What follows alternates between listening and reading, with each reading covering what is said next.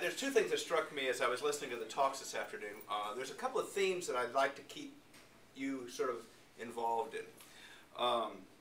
The first one is how variable the genome is. And so that one shouldn't be surprised when we do all of this genome-wide association curve and we find genes, but it only accounts for something like 20, 30, 40% of the variation in genetics in individuals.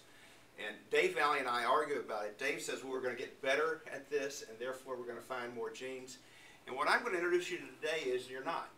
Because a lot of what goes on that we call disease has nothing to do with the genetic code, even the copy number variation.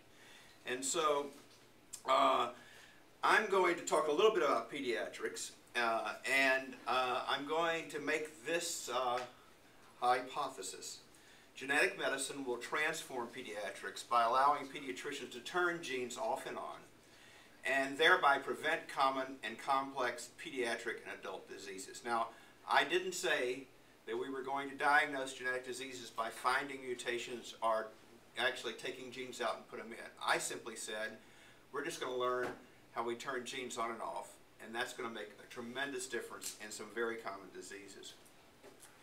So to help you with this, I heard that evolution was mentioned a couple of times today, early this morning, and I want to give you an idea that actually evolution is a facilitator of adult onset disease. If you go cross-reference evolution in a Google image, you'll find a couple of very popular ones. This is the most popular one, saying something went terribly wrong.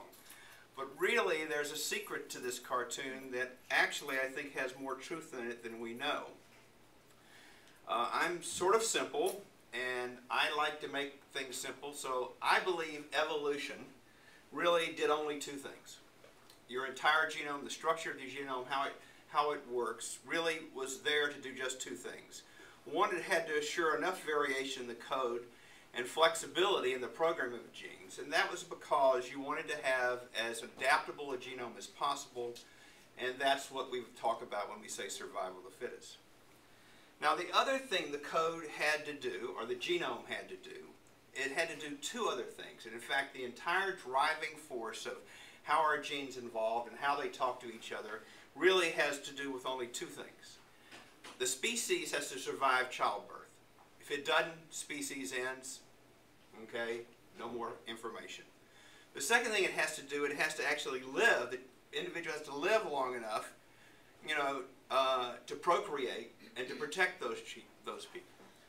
So simplistically, our entire genome and all the variation is really there to just do two things: to make certain we're born, and secondly, to make certain we get old enough so that we can have more children. And so I picked up a picture and said, this is all that evolution is about, nothing more. Now, what that means is that evolution really didn't care about what happened to us after we got to be around 40 years old. And so the major drivers for what goes on in genetics and how genes have appeared, disappeared, and, you know, how they work, really was to protect these first two entities.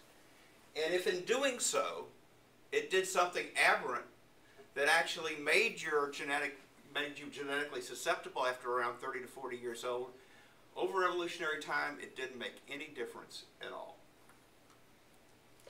So that in fact, there is an evolving idea that all the things we talk about as adult onset diseases actually may be that evolution was blind to this age group, and that many of the things that we adapted to protect the first two things actually are the root to the problems we have as adults.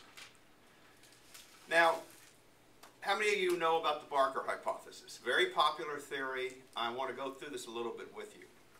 So, the Barker hypothesis, I believe, is as important as Darwin's theories. In fact, I say this in front of many, many different groups. This is the most important new hypothesis since Darwin. And the theory here is that prenatal and perinatal environmental factors can have a profound effect on fetal gene expression, which then can predispose you to both common pediatric and adult diseases. Now the basis of this hypothesis was a guy named Barker who was an epidemiologist, and he was trying to understand why people died early of cardiac disease.